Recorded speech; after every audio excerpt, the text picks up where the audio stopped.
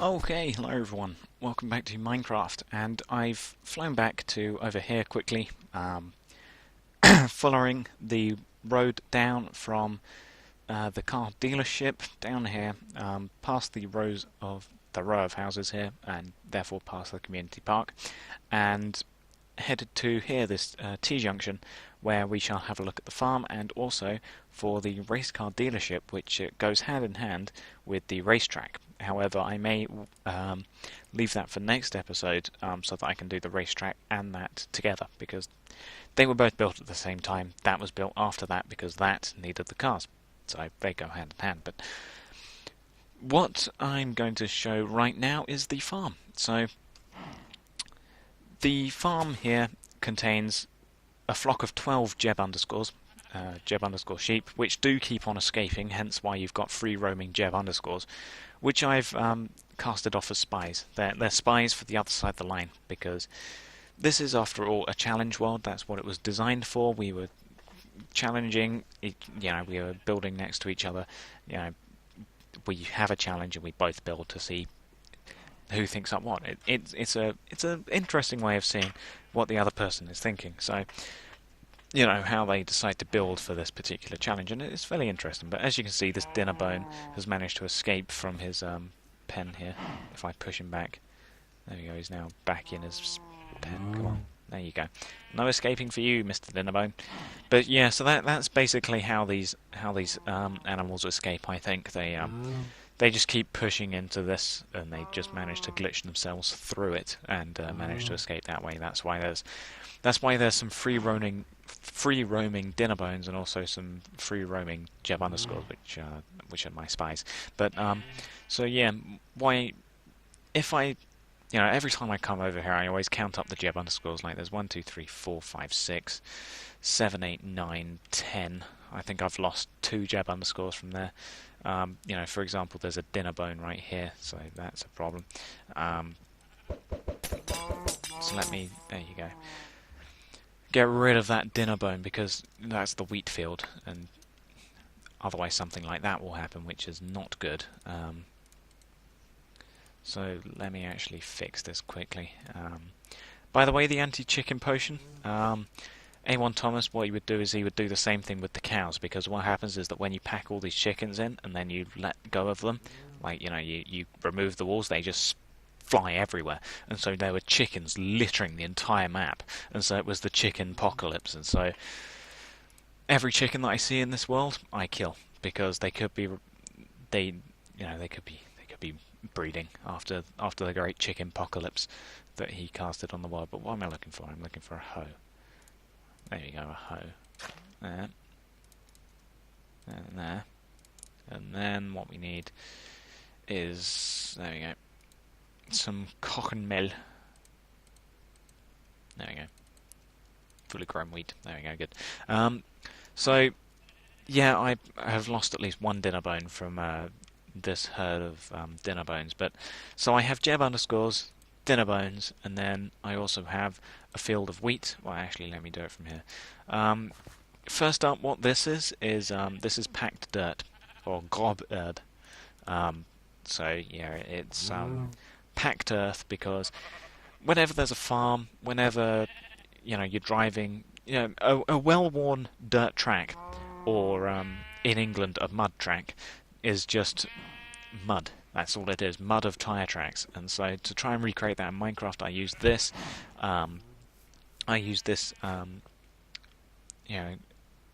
Packed earth, packed dirt to sort of try and recreate that, because as you can see, this is where various vehicles have turned in and around this area. So of course it's become really well worn and it's just mud, and so just putting down dirt wouldn't work because the grass will spread to the dirt. However, this packed dirt, the grass can't spread to it, so it's just the packed dirt. So that's why I use for the tyre tracks, and as you can see, these tyre tracks lead to this, which is one of those nuclear pickup trucks,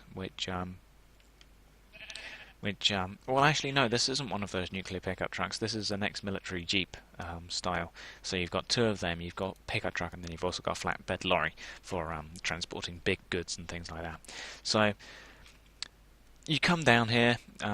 This is sort of the main entrance. You've got the farmstead up there. You've also got the barn here, but we'll stick to the outside for now. So you've got the wheat field, which I quite like the wheat field. So you've got because what you generally do is you always hoe two across, and then you always have a layer of water, and then you hoe 2 or 4 across, and then you have another row of water, because dirt can only be irradiated or radiated with water for 2 blocks from the water source, and then it just becomes the horrible unirradiated dirt that you usually hoe, and so that's what this is. This is just underneath these walkways is the water, as you can see under there. So you've got water and then 2 blocks that have got wheat, and then if I was to do it again over here where this fence is, then it just wouldn't work, because it wouldn't be irradiated, and they would grow really slow, and they could even have a chance of just turning back into grass. Yeah, so it wouldn't work. So you've got many rows of wheat, which I quite like, because if you look at it from here, all you've got is just rows of wheat, and it just looks amazing. It feels like you're actually on a farm. I mean, you just got these rows of wheat, and it just feels great. You also have another one of these half, it's been straight down there, straight by the bark. And so, yeah, there's that. Then you've got the same thing, but with carrots right here. And I think I saw potatoes. Yes, here's the potatoes. I didn't have enough space to actually do another row of 4 like that, so I just left it as 2, water, 2, water, 2. And so I've done that with potatoes, and then this one is for carrots. So, yeah, got some nice... this is a sort of multi-purpose farm. You can grow crops, but then you can also breed animals. I was going to say grow animals, but you don't grow animals, you breed them. So you've got 2 of these Jeeps, like I said, and so this is an Ender Pearl, but it also is supposed to double as a steering wheel, because it's the closest thing that you can get to a steering wheel in the Sphax Texture Pack, that's round at least, so put that in an item frame. This is one of those towing hooks, because over here you've got those things which are like those trailers. You've got those 4-wheel trailers that you can hook onto a Jeep, an ATV, whatever, and then farmers generally drive around on them, and they can transport goods from them. And so that's what I did with those, and you hook them onto the towing hook at the back of the Jeep, or indeed the back of the pickup, I think. Pickup. No, I can't put it on the back of the pickup because of course it's got the step at the back, so you can't actually put one on here, but you can put one on the Jeep, and so that's what it is. You've got the towing hook there, and you've got the Jeep. Well, you'll see the Jeep in its military colours when we actually get to the military dealership, but for now you've got the barn here, and so you've got some various bales of hay. Coming up here, you've got random chests which contain things.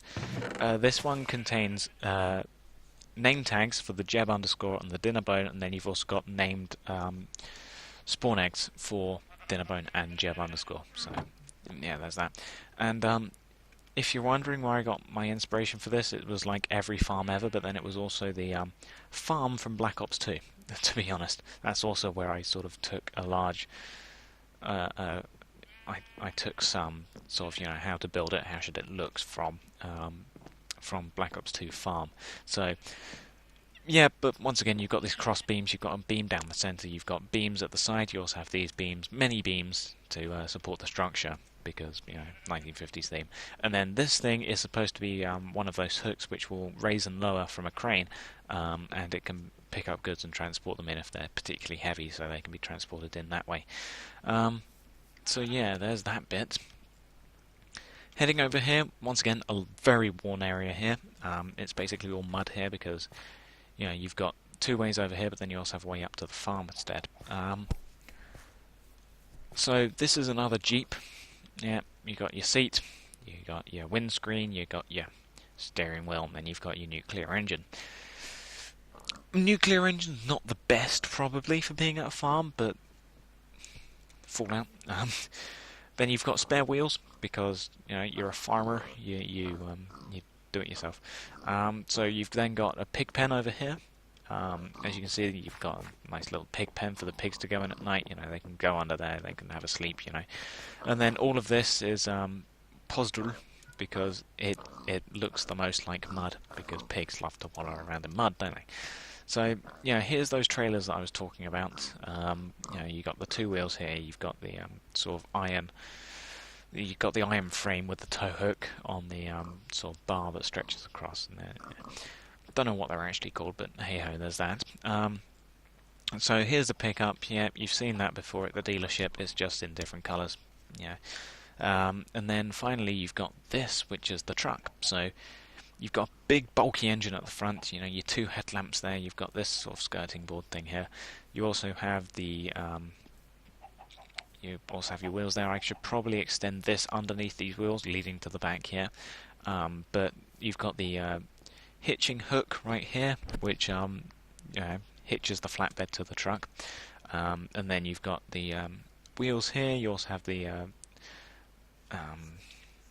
what are they? I've forgotten them. Oh, the mud guards, those things. You've got them over the wheels there, and then you can just transport whatever you want on this flatbed truck. And so yeah, that's it for the truck really. And then over here you've got chickens. These ones I'll only kill, in the way of the farm dictates. So there's 6 chickens in this coop. You've got your chicken coop right up here. You've got E up here, eggs, many eggs. You've then got nice little chicken coop that the chickens can come up and they can do all that. Then you've got this airlock system that I designed to so that you can go in here, close that.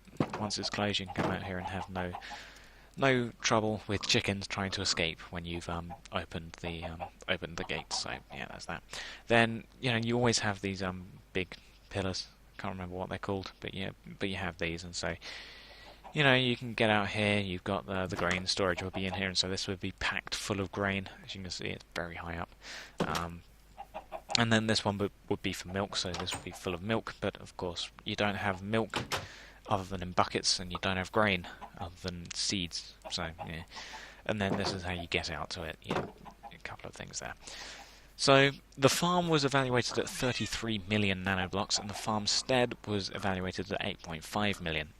And this is, I also bought this and the farm because they sort of go hand in hand.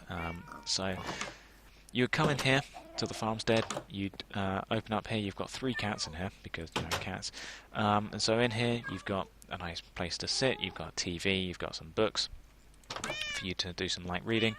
In here, 2 cats and a dog, sheepdog, for herding up the Jeb underscores and things like that. You've got a fridge here. You also have a couple of furnaces. You also have some preparation areas here. You also have crafting table, chests for ingredients, your basic things. So this is a corridor just to go down if you don't want to go through the rooms, and you can just do that. This is a very big dining table, as you can see.